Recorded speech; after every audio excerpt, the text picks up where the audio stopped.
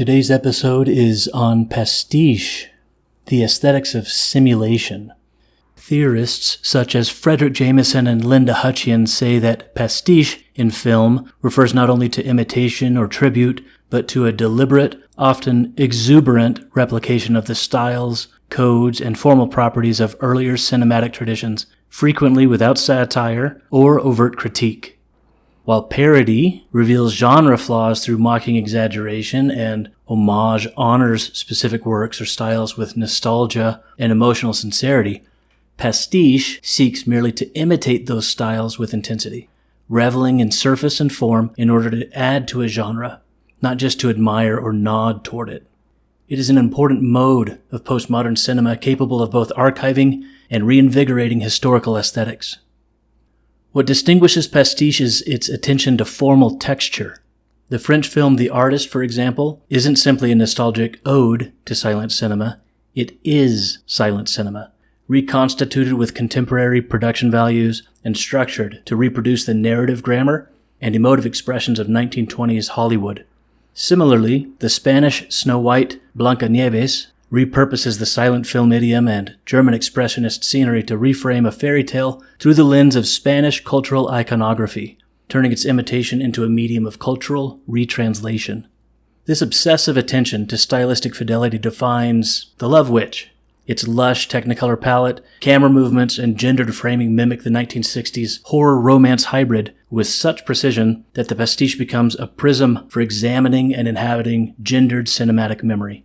Similarly, the Belgian-French homage plunges into the giallo tradition, not to parody excesses or critique ideology, but to luxuriate in the textures, extreme close-ups, gaudy color schemes, and disorienting sound design. Pulp Fiction represents a pastiche that cuts across genres, blaxploitation, nouvelle vague, gangster noir, not to flatten their differences but to orchestrate them into a new rhythmic collage. The same could be said of Tarantino's Kill Bill, a mosaic of martial arts, cinema, spaghetti westerns, and anime. The film's stylistic leaps are less ironic than choreographic, a sincere investment in the affective possibilities of genre form. Some pastiches are less collage-like and more atmospheric. China's The Wild Goose Lake channels the neon noir of American and Hong Kong crime films into a meticulously composed visual lexicon. Taiwan's Goodbye Dragon Inn enacts a ghostly pastiche not only of martial arts film, but of the very act of watching them in a dying theater culture. Argentina's The Aerial conjures early silent science fiction and expressionism, with production design that mimics Metropolis and The Cabinet of Dr. Caligari in order to explore themes of communication and authoritarianism. At its most radical, pastiche becomes a cinema of defamiliarization. Canada's The Forbidden Room, co-directed by Guy Maddin and Evan Johnson, invents new narratives from the detritus of forgotten film genres, lost silent melodramas, submarine thrillers, jungle adventures. Its visual aesthetic is a blur of degrading film stock, intertitles, and lurid mise-en-scène, reconstructing not specific films, but the feeling of having watched them, misremembered and refracted through contemporary eyes. The power of pastiche lies in its ability to be both archive and invention, an act of preservation that is itself creative.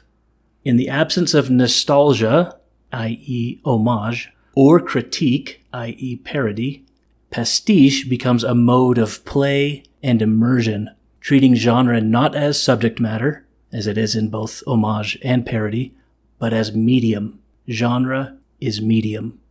Pastiche may sometimes signal the waning of historicity, as Jameson feared, but at its most ambitious, pastiche offers a reinvigoration of film history as a living, malleable, and deeply sensuous text.